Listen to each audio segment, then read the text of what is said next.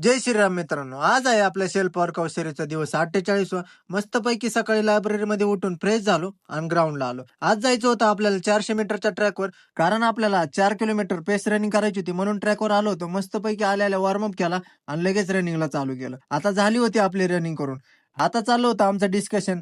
कोणाला किती प्रॅक्टिस करायची, कोणाला किती रनिंग मध्ये अजून इम्प्रुव्हमेंट करायची, याबद्दल आमचं डिस्कशन चाललं होतं आणि आपला रॉब्या सगळ्यांना समजून सांगत होता. आता झाली होती आपली रनिंग करून, आता जायचं होतं आपल्याला वर्कआउट करायला, म्हणून बॅगा उचलल्या आणि निघालो लगेच वर्कआउट करायला.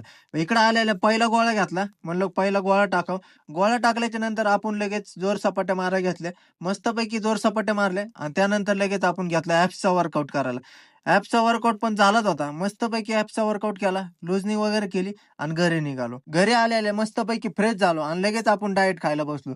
जेवढे आपण रनिंग करतो तेवढं आपल्या बॉडीला प्रोटीन भेटलंच पाहिजे, म्हणून डाएट रोजच्या रोज खात जावं. आता निघालो होतो आपण लायब्ररीत गेल्या गेल्या कुठलाही टाइमपास न करता पुस्तक हातात घेतले आणि वाचत बसलो. आता दिवसभर अभ्यास करून आपण आलो होतो घरी. घरी आल्यावर मस्तपैकी पहिलं फ्रेश झालो, जेवणावर ताव मारला आणि लगेच आपला डाएट भिजायला टाकला.